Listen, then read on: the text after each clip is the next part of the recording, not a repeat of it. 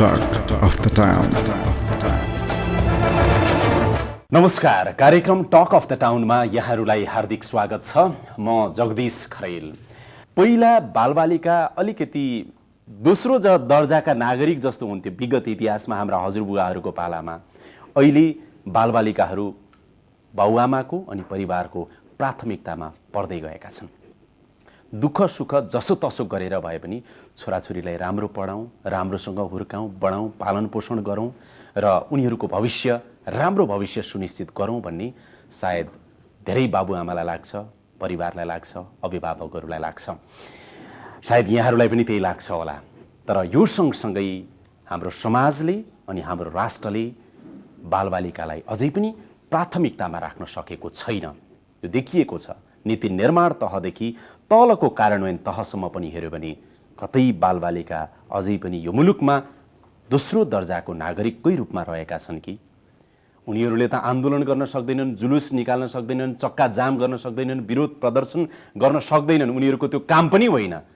तर यो देशमा त्यस्तो गर्नेको मात्रै सुनवाई हुने हो कि होइन भने 18 वर्षभन्दा मुनिका व्यक्तिहरूलाई बालबालिका हामीले भन्छौँ भने यो देशमा 42.44% जनसङ्ख्या बालबालिकाको छ। झन्डै आधा जनसङ्ख्या। उनीहरूको लागि हामी ठुला भनिएकाहरूले के गरिरहेका छौँ त? नीति निर्माण तहदेखि कार्यान्वयनको तहसम्म। आज यो बहस जोड्न मन लागेको छ। सन्दर्भ के छ भने संसद सकिएको छ। अब नयाँ चुनाव हुन्छ, नयाँ संसद आउँछ, नयाँ सरकार आउँछ। तर प्रभावकारी रूपमा बालबालिका सम्बन्धी ऐन नबनेको 1 दशकभन्दा बढी भइसकेछ। आधा जनसङ्ख्या, करिब आधा जनसङ्ख्यालाई तपाईँ हाम्रै छोराछोरीलाई तिनीहरूकै अभिभावकले, चाहे राज्यको कार्यकारिणी तवरमा होस्, न्यायिक तवरमा होस्, व्यवस्थापिका संसदको तवरमा होस्, ब्युरोक्रेसीको तवरमा होस् अथवा विभिन्न साझेदारहरूको तवरमा होस्, हामीले कतै उपेक्षा त गरिरहेका छैनौँ। आजको बहस यसरी जोड्न चाहन्छु। र समग्रमा भन्ने हो भनेदेखि यो 1 दशकदेखि बन्न नसकेको बालबालिका सम्बन्धी ऐन कहिले बन्छ, यो विधेयक अब नयाँ संसदमा नयाँ सरकारले कसरी लानुपर्छ, यो विषयमा छलफल गर्नेछु र कस्तो ऐन बन्न जरुरी छ। आज यो विषयमा कुराकानी गर्नेछु। मसँग महत्त्वपूर्ण व्यक्तित्वहरू हुनुहुन्छ। म सिधै उहाँहरूको परिचय गराउन चाहन्छु। यतिखेर मेरो साथमा महिला बालबालिका तथा समाज कल्याण मन्त्रालयका सहसचिव एवं प्रवक्ता तोयम राय हुनुहुन्छ। स्वागत छ यहाँलाई। नमस्कार, धन्यवाद। त्यस्तै गरेर राष्ट्रिय योजना आयोगको सचिवालयका कार्यक्रम निर्देशक डाक्टर किरण रूपाखेती मेरो साथमा हुनुहुन्छ। स्वागत छ यहाँलाई।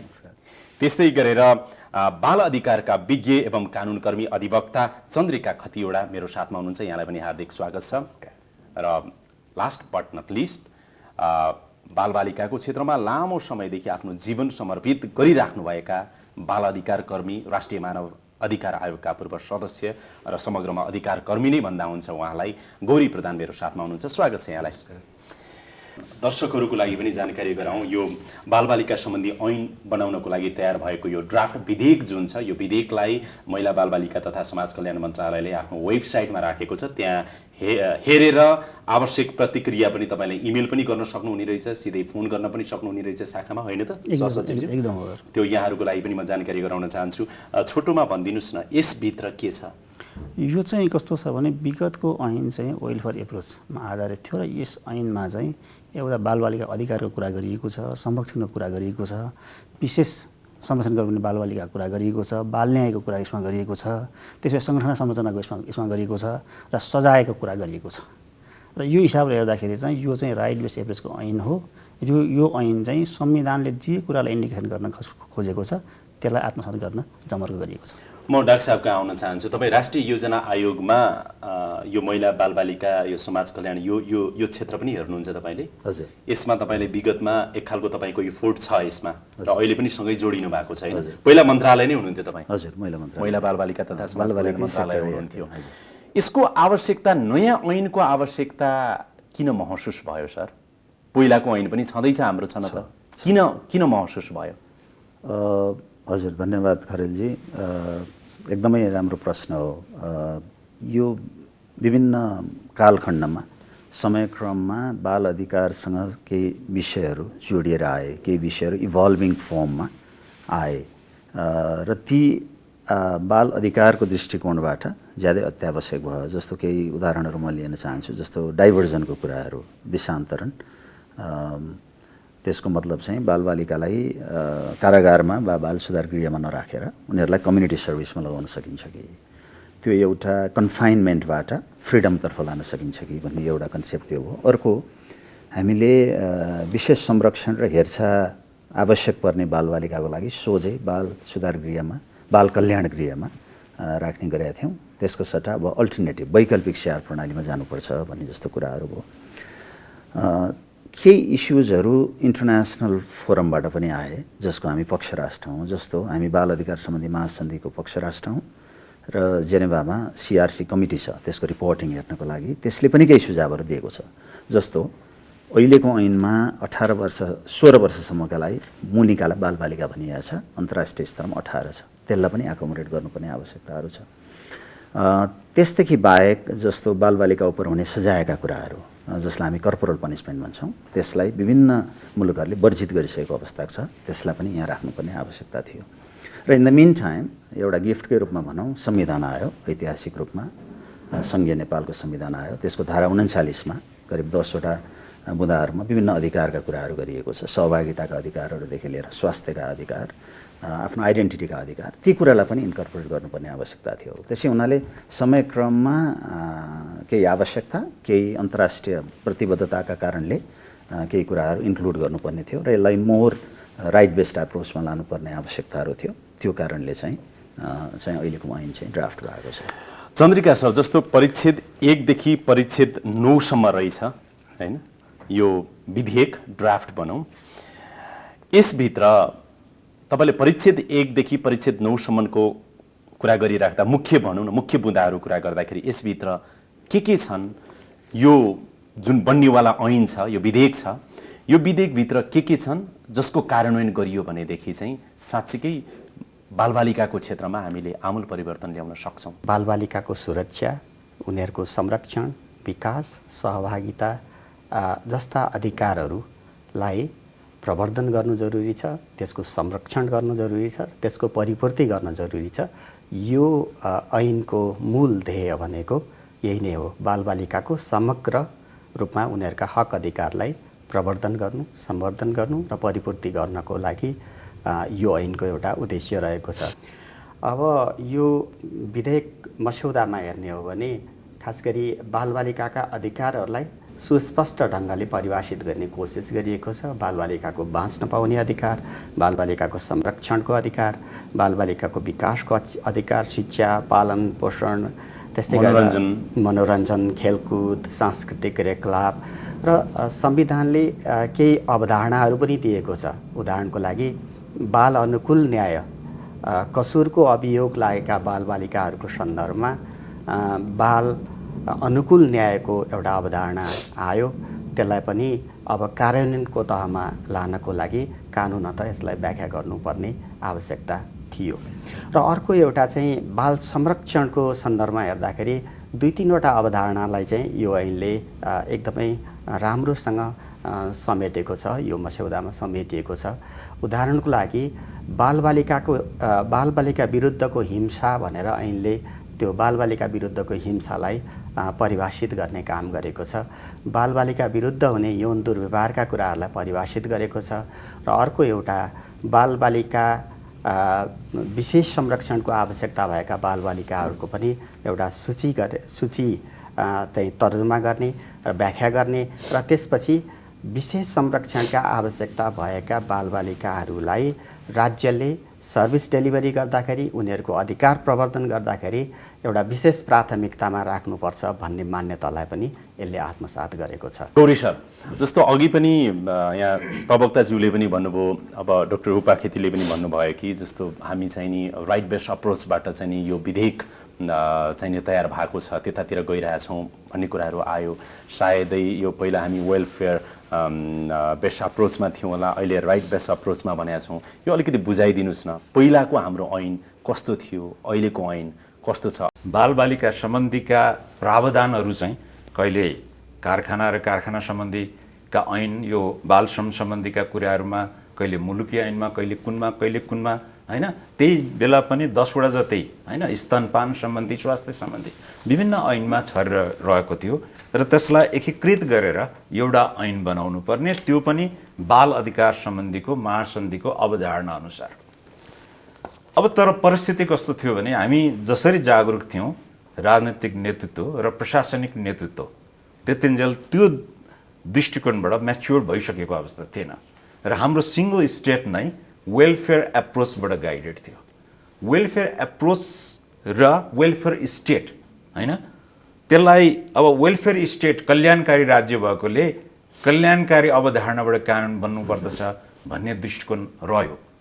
25 वर्षको दौरानमा बालबालिकाका हक अधिकारलाई सुनिश्चित गर्नको निम्ति परिवारको तहदेखि, परिवारमा पनि समुदायमा पनि एउटा राज्यका विभिन्न निकायमा जुन खालको जागरणहरू अगाडि आयो त्यसमा धेरै डिस्कोर्सहरू भयो। सम्मानित सर्वोच्च अदालतले महत्त्वपूर्ण फैसलाहरू यसमा अगाडि बढायो। हामीले पछाडि ल्याएका नियमावलीहरू नीतिहरूमा पनि संविधानले नै निर्दिष्ट गरेको व्यवस्थाहरू पनि बाल अधिकार र बालबालिकाको लागि महत्त्वपूर्ण उपलब्धि रह्यो, जसको आधारमा हामी यो यसमा त जगदीशजी अहिले के भन्न सकिन्छ भने थुप्रै देशका संविधानहरू अध्ययन गर्दाखेरि पछिल्लो चरणमा हामीले प्राप्त गरेको नेपालको संविधानमा जुन धारा 39मा उल्लेखित 10 वटा बुँदाहरू छन् बाल अधिकारको दृष्टिकोणबाट संसारको उत्कृष्ट संविधानमा पर्दछ हो विश्वमै।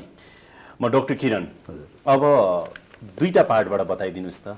एउटा चाहिँ यो विधेयकमा भएको व्यवस्था, अघि चाहिँ नि गौरी प्रधान सरले जुन भन्नुभयो नि, हामीले संविधानले निर्दिष्ट गरेको व्यवस्था यो रिफ्लेक्ट यसमा हुन्छ हुँदैन महत्त्वपूर्ण कुरा त्यो भन्नुभयो नि। यसमा व्यवस्था गरेको कुराहरूमा जुन जुन संविधानले परिकल्पना गरेको छ नि, सोच राखेको छ नि, त्यो कुरा अझै यसमा भएन। अझै थप यो भयो भने त अझ राम्रो हुन्छ, विश्वको उत्कृष्टै बन्ला यो ऐन पनि। र अर्को कुरा चाहिँ यो कागज न हो, यो त बन्ने त कागज हो, कार्यान्वयनको पाटोमा पनि अझ संयन्त्र यस्तो बनाइयो भने राम्रो हुन्थ्यो भन्ने केही छ? भविष्यको कर्णधार भनेका छौँ, तर हामीले के रिकगनाइज गर्नुपर्छ भने they are present as well. भविष्य मात्रै होइन वर्तमान पनि हुनु बालबालिका होइन, एउटा पाटो त्यसले रिफ्लेक्ट गर्न खोजेको छ। र यहाँ सर्वप्रथम हामीले खालि बाल अधिकारको कुरा मात्रै गऱ्यौँ कि बढी भनेर एउटा आवाज पनि आएको थियो। बालबालिकाको कर्तव्य र दायित्व पनि राखेका छौँ पहिलोचोटि ऐनमा। जस्तो क्षतिपूर्तिका कुराहरू राख्यौँ हामीले पहिलोचोटि। बालबालिकाप्रति कहीँ कतै तपाईँ हिंसा भयो, ऊ चाहिँ अन्यायमा पऱ्यो भने इमिडिएट कम्पेन्सेसनका प्रोभिजनहरू, त्यो पनि एउटा र मुद्दा सरकारवादी हुन्छ। यो इट्स ब्युटी अफ द राम्रा व्यवस्था ठिक छ। अब यसमा अझै यहाँभित्र पर्नुपर्ने कुराहरू के छ तपाईँले देख्दा? धेरै चरणमा यो छलफल भएका छ, धेरै कुराहरू आएको छ र एउटै कुरा इन्टरनेसनली हामीले सुनिराख्नु परेको युएनसिआरसीको रिपोर्टिङ गर्ने क्रममा आएको एउटा कुरा अहिले यसमा हामीले चाहिँ पार्न नसकेको भनेको चाहिँ minimum age of criminal responsibility. Internationally 12 वर्ष छ यो, नेपालको केसमा चाहिँ अहिले 10 वर्ष भने मतलब चाहिँ 10 वर्षभन्दा मुनिका बालबालिकाले बिजाइ गर्नुभयो भने उहाँहरूले कुनै पनि सजायबाट उन्मुक्ति पाउँछ। त्यसमा छन् त छ तर स्पष्ट छैन। हजुर, त्यसलाई 10 पुर्याउनु पर्यो। हजुर, त्यो राम्रो हुन्छ भन्ने तपाईँको धारणा हो कि पुर्याउनु पर्यो भन्ने एउटा इन्टरनेसनल युएनसिआरसीकै कुरा हो भनेर मात्रै मेन्सन गर्नुभएको? यस किसिमको आवाज आएको छ, तर यसमा चाहिँ फर्दर एउटा हामीले रिसर्च चाहिँ गर्नुपर्ने आवश्यकता छ। यही कुरा यो विधेयकमा यो अझै थप्न पाए हुन्थ्यो र कार्यान्वयन यसरी प्रभावकारी बनाउन पाए, कार्यान्वयन प्रभावकारी हुने ग्यारेन्टी सहितको के प्रोभिजन पनि यसमा यसरी राख्न पाए हुन्थ्यो भन्ने केही छ? भन्नुहोस् त। एउटा त अहिले साथीहरूले भन्नुभएको कुराहरूमा दुई मत छैन। यो फार बेटर, असाध्यै राम्रो एउटा परिवेशमा र त्यो भावनासहित यो राइट बेस्ड एप्रोचबाट आयो एउटा। तर यसमा मुख्य कुरा चाहिँ कार्यान्वयनको पक्ष। नेपालको राजनीतिक प्रतिबद्धतामा बालबालिकाको सवाल सबभन्दा पछाडि पर्छ, जति प्रयत्न गरे तापनि। यो ऐन तपाईँले उठाउनु भएको कुरा हो, मलाई एकदमै सम्झना छ। यो देशमा 17 वटा अधिकार आयोगहरू बन्यो। हामीले राष्ट्रिय बाल अधिकार आयोगको बारेमा पैरवी गऱ्यौँ, असाध्यै धेरै पैरवी गऱ्यौँ, आशा पनि देखाइयो, हामीले सबै गरियो। अन्तिममा राष्ट्रिय बाल अधिकार आयोग आएन, जहाँ तपाईँले अगाडि भन्नुभयो 42.44% छ यो। त्यसकारण मलाई अब यो शङ्काको घेराभित्र त पार्नु हुँदैन। भोलिका सम्मानीय प्रधानमन्त्रीज्यूहरूले यसमा पक्कै पनि आफ्नो ध्यान दिनु हुनेछ। बाल अधिकार आयोग बनाउनु होस् पर्यो भन्ने होइन, त्यो चाहिँ किनभने यो सबै कुराहरूको एउटा नीतिगत तहमा प्रधानमन्त्रीको अध्यक्षतामा भयो, कार्यान्वयनको तहमा कार्यकारी निर्देशक लगायत मन्त्रालय विभाग तल नगरपालिका गाउँपालिकाको तहमा जाने हो। त्यो कार्यान्वयन तहमा जाँदाखेरि अनुगमनको पक्षहरू यसमा छैन। कसले यो साँच्चीकै भनेका कुराहरू चाहिँ यहाँ उल्लेख गरेका कुराहरू बनेका कुराहरू कसले अनुगमन गर्छ भन्ने कुराहरू हुन त अब राष्ट्रिय मानव अधिकार आयोगले आफ्नो अधिकार क्षेत्रभित्र लिएर त्यसलाई गर्न सक्दछ। अर्को एउटा अप्ठ्यारो र राम्रो पनि भनौँ र त्यसले प्रश्न पनि खडा गर्न सक्छ। कार्यान्वयन तहमा जाँदाखेरि बाल कल्याण अधिकारीका कुराहरू गरेका छन्। बाल कल्याण अधिकारी कहाँ भन्न खोजेको त्यो स्पष्ट छैन। जिल्ला तहमा भन्न खोजेको कि नगरपालिका तहमा भन्न खोजेको कि गाउँपालिकाको तहमा भन्न खोजेको। अर्को एउटा मेरो कहाँनिर खड्किन्छ भने एउटा अघि उहाँहरूले यो बाल न्यायको कुराहरू गर्नुभयो र आपराधिक दायित्वको विषयमा छ। आपराधिक दायित्वको विषयमा चाहिँ यो अन्तर्राष्ट्रिय अवधारणा अनुसार यो ऐन अहिले छैन। आपराधिक दायित्वमा 3 वटा अवधारणाहरू छन्। यसमा चाहिँ एउटा स्टेज अफ इनोसेन्स भन्छ, त्यसमा कुनै पनि उसलाई चाहिँ दण्ड सजाय नहुने 10 वर्ष मुनि या 12 वर्ष मुनि। तर त्यस पछाडि बिचको छ कोसी रेस्पोन्सिबिलिटी भन्छ, उसले आंशिक रूपमा चाहिँ त्यो दायित्व बोक्नु पर्दछ है भनेर। त्यो चाहिँ 3 महिनाको हुन सक्दछ या बरु योभन्दा अगाडि पुरानो ऐनमा त्यो कुराहरू उल्लेख थियो, यो क्वासी रेस्पोन्सिबिलिटी कुराहरू। अनि पूर्ण दायित्वको कुरा चाहिँ वयस्कले जुन खालको एउटा सजाय भोग्नु पर्दछ 18 वर्ष मुनिकोले त्यसको आधा, र त्यो पनि बाल मैत्री र बाल अनुकूल हिसाबबाट जानुपर्छ भन्ने त्यो अवधारणामा यहाँ कहीँ कहीँ खस्केको देखेको छौँ। अब अर्को एउटा मेरो सानो बाल बालिका सम्बन्धीको न्यायको कुरा गर्दाखेरि हामीले यो ऐनमा चाहिँ बाल बालिकाले चाहिँ अपराधिक हिसाबबाट काम गर्दछन् भन्ने कुरामा बाल न्याय प्रणाली बेसी फोकस छ। बाल बालिका पीडित भएको कुरो पनि यसमा छ।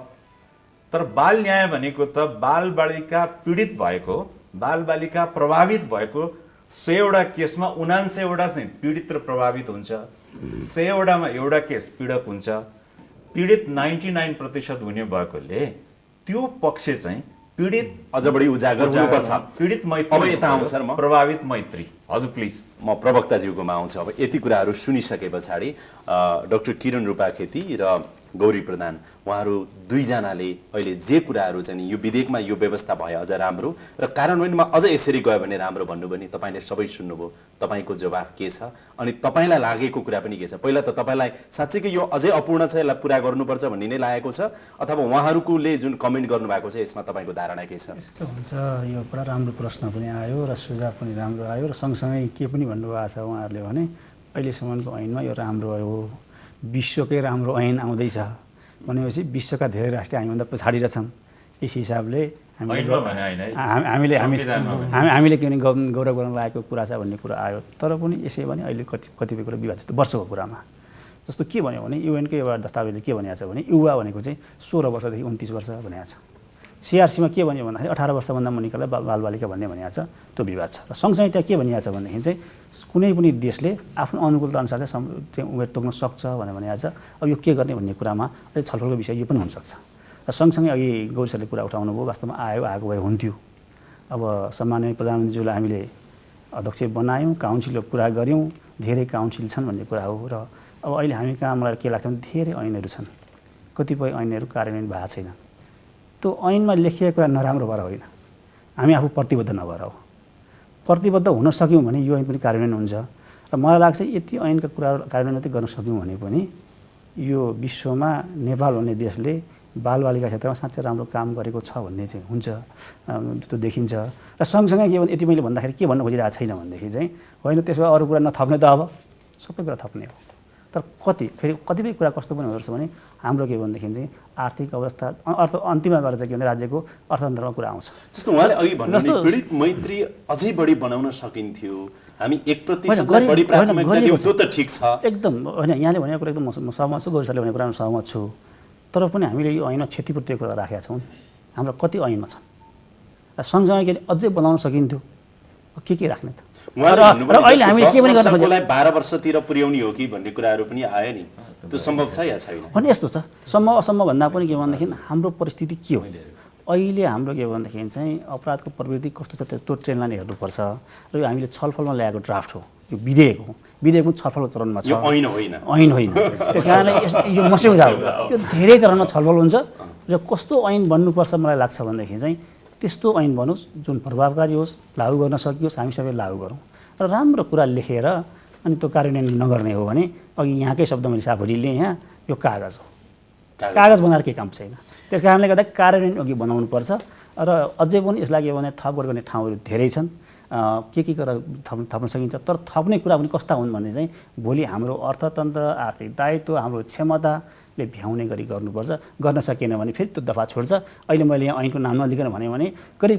50 वर्षदेखि अगाडिदेखि बनेका ऐनहरू अहिले पनि हामीले कार्यान्वयन गरेका छैनौँ र उल्लङ्घन गर्ने मान्छे हामी नै हौँ चन्द्रिका सर केही भन्नुहुन्छ यो जुन डिस्कसन भइरहेको छ नि यो बिचमा तपाईँलाई भन्नु केही छ भन्नुहोस् न दुईटा कुरा बोल्न चाहन्छु यो विधेयकभित्र रहेको कुरा र कार्यान्वयन गर्ने पाटोको हिसाबले गौरी सरले उठाउनु भएको बाल कल्याण अधिकारी सम्बन्धी प्रबन्ध जुन यसले गरेको छ त्यो स्थानीय तहमा नै हुनुपर्दछ भन्ने कुरा छ यो चाहिँ पहिला जिल्ला तहमा रहेर पहिला योभन्दा अगाडि चाहिँ जिल्ला तहमा थियो तर अहिले चाहिँ स्थानीय तहको संरचना आइसकेपछि बाल कल्याण अधिकारीको व्यवस्था स्थानीय तहमै हुनुपर्छ भन्ने कुरा यो ऐनले क्याप्चर गरेको छ एउटा र त्यो एकदमै महत्त्वपूर्ण पोइन्ट हो स्थानीय तहमा नै हुनुपर्छ भन्ने मान्यता अर्को पीडित बालबालिकाहरूलाई जुन गर्नुपर्ने प्रबन्ध फर एक्जाम्पल उनीहरूलाई चाहिँ स्वास्थ्य उनीहरूको बसोबास र यहाँ एउटा अर्को कार्यान्वयनको लागि उपयोगी हुने संरचना चाहिँ अस्थायी संरक्षण गृह भन्ने एउटा अवधारणा चाहिँ यो मस्यौदामा आएको छ जसले चाहिँ यो पीडित बालबालिकाहरूलाई मद्दत गर्नलाई मद्दत गर्छ खास गरी यो अहिले हामी धेरै डिस्कसन गरिरहेका छौँ कुनै पनि बालबालिकाहरू पीडित भएमा उनीहरूलाई एउटा घटना व्यवस्थापन या पुनर्स्थापना पुनर्मिलन गर्नको लागि जुन कार्यहरू गर्नुपर्छ त्यो कार्यलाई चाहिँ यो ऐनले समेट्नुपर्छ र केही हदमा समेटेको छ अब यो ऐन बनेको छैन यो विधेयक हो ड्राफ्ट हो यसमा संशोधन सुधार परिवर्तनका गुन्जायस अझै पनि बाँकी छन् अझै पनि समय हामीसँग छ नयाँ सरकार आइसकेका छैन नयाँ संसद आएपछि मात्रै यो ऐन बन्ने प्रक्रियामा अगाडि बढ्ला त्यो हिसाबले अझै धेरै हामी छलफल चलाउन जरुरी छ यति बेलै चलायो भनेदेखि अझ राम्रो ऐन आउनको लागि चाहिँ मद्दत गर्छ पक्कै तर अन्तिममा यो भएन त्यो भएन यो हुनुपर्छ त्यो हुनुपर्छ भन्नेको साथमा यसो पनि गरौँ न गौरी प्रधानको कमिटमेन्ट तपाईँको चाहिँ के हो त राम्रो प्रभावकारी ऐन कार्यान्वयन हुने खालको ऐन निर्माणको लागि तपाईँको प्रतिबद्धता चाहिँ के हो छोटोमा यहाँलाई अघि नै मैले निवेदन गरिसकेँ कि मस्यौदाप्रति म असाध्यै सकारात्मक छु र यसमा सुधारको अझै पनि केही गुन्जायसहरू छ गर्नुपर्छ त्यो म नागरिक समाजलाई प्रतिनिधित्व गर्दछु बाल अधिकार क्षेत्रलाई प्रतिनिधित्व गर्दछु मेरो काम यसमा बेसिकली आधारभूत रूपमा बालबालिकाको तर्फबाट बाल अधिकार अभियानको तर्फबाट यो कुराहरूलाई पैरवी गर्ने हो त्यो गर्नु होइन त्यो हैसियत मैले गर्दै पनि आएको छ म पुरा गर्दछु भन्ने लाग्दछ म सरका आउँछु चन्द्रिका सरसँग तपाईँको कमिटमेन्ट मात्रै छोटोमा यो मस्यौदामा पनि एउटा समितिमा रहेर कतिपय अवस्थामा मैले पनि इनपुट दिने योगदान पाएको छु र अघि सरले भन्नुभएको जस्तै यसलाई अवधारणागत स्पष्टता ल्याउनको लागि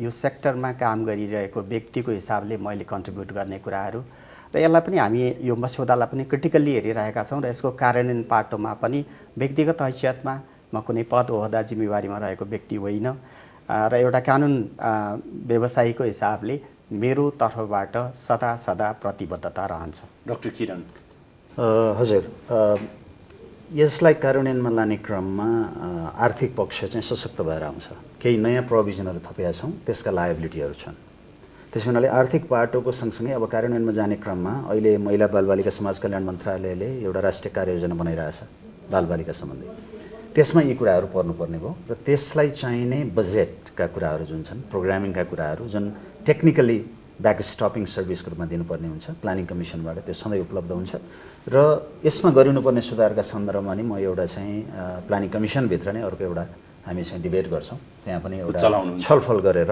हुन सक्ने अझै सम्भावना, सुधारका सम्भावना, गुन्जाइस के छ त्यसमा पनि म लाग्छु र म सधैँ बाल अधिकारप्रति प्रतिबद्ध छु। सरकारी कर्मचारी हुँ, तथापि बाल अधिकारका मुद्दाले अब फर्स्ट प्रायोरिटी पाउनुपर्छ राज्यमा भन्ने कुरामा म विश्वास छु। फेरि पनि सरकारको तर्फबाट प्रतिबद्धता के हो सहसचिव प्रवक्ता? हामीले चाहिँ के गर्छौँ भने हिजो चाहिँ ऐन आइसकेपछि यो छुटेछ यो छुटेछ भन्ने जुन कुरा हुन्थ्यो, अब मन्त्रालयले के गर्न खोजेको छ भने यो ऐन चाहिँ हामी सबैले हेरेको हो, सबैले पढेको हो, छुटेको कुरा रचना भने पनि त्यति हुँदा छुटेछ भन्ने बनाउँछौँ। यसको अर्थ के हो भनेदेखि चाहिँ यो ऐन चाहिँ ऐनको रूपमा आउनुभन्दा अगाडि विधेयकको रूपमा हामी यसै गरी धेरै ठाउँमा छलफल गर्छौँ, सुझाव लिन्छौँ। सुझावको लागि हामीले चाहिँ आह्वान पनि गरेका छौँ, हाम्रो वेबसाइटमा पनि आह्वान गरेका छौँ, फोन नम्बर दिएका छौँ। त्यहाँले सबैसम्म आह्वान पनि गर्न चाहन्छु। कम्तीमा भोलि केही कमी कमजोरी भएछन् भने पनि त्यो हामी सबैले सुझाव दिएको हामी सबैबाट छुटेछ भन्ने वातावरण सिर्जना गर्छौँ। र यो ऐन आइसकेपछि यो ऐन चाहिँ अरू ऐन जस्तो अथवा कार्यान्वयन गर्न नसकिने भन्दा पनि कार्यान्वयन गरेर नेपालमा सबभन्दा राम्रोसँग कार्यान्वयन हुने ऐन अथवा भएको ऐन भन्ने बनाउने चाहिँ तत्परता हामी देखाउँछौँ। एउटा राम्रो सुरुवात के गर्नुभयो भनेदेखि मन्त्रालयको वेबसाइटमा राखिदिनु भएको छ, जसले पनि सुझाव दिन सक्ने भयो। एकदम होइन त? यो एउटा राम्रो भयो। आजको हाम्रो यो अन्तर्क्रियाबाट, यो डिस्कसनबाट एउटा निष्कर्ष मैले निकालेँ भने यहाँहरू सहमत हुनुहुन्छ। यसमा संशोधन अथवा सुधार अथवा थपगढ गर्नु पर्यो भने पनि अझै पनि समय छ, व्यापक छलफल गरिनेछ र संशोधन कार्यान्वयनलाई अझ प्रभावकारी बनाउने हिसाबमा संशोधन गर्नु पर्यो भने पनि संशोधन गरेर प्रभावकारी ऐन नयाँ आउने संसद र नयाँ आउने सरकार आएसँगै छिटोभन्दा छिटो लानको लागि र ऐन बनाउनको लागि हामी सबै प्रतिबद्ध छौँ भनेर मैले यो वाक्य बोलेँ भने यहाँहरू सहमत हुनुहुन्छ? यही कुरा एउटा कमन हामीले प्याराग्राफ कमन लाइन लेखौँ र त्यसमा हामी हस्ताक्षर गर्न सक्छौँ, रिटन कमिटमेन्ट एकदम सक्छौँ। हजुर प्लिज।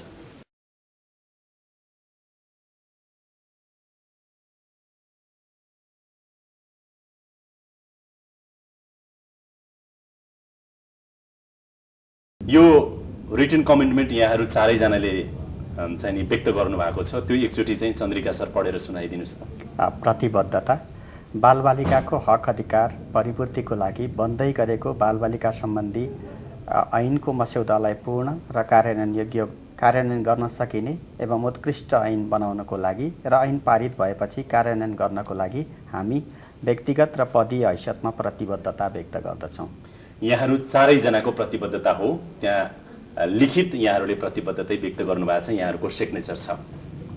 हामी निरन्तर फलो गर्नेछौँ, छिटो अनि प्रभावकारी ऐन आओस् यो बालबालिका सम्बन्धी र त्यो कार्यान्वयनको तल्लो तहसम्म पुर्याउन पनि यहाँहरूको महत्त्वपूर्ण भूमिका रहोस्। यो समय अनि संवादको लागि म चारैजनालाई हार्दिक धन्यवाद दिन चाहन्छु।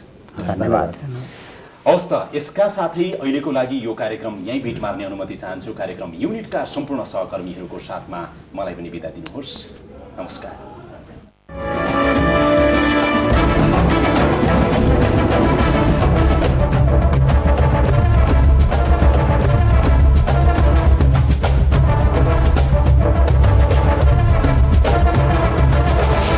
Talk of the Town.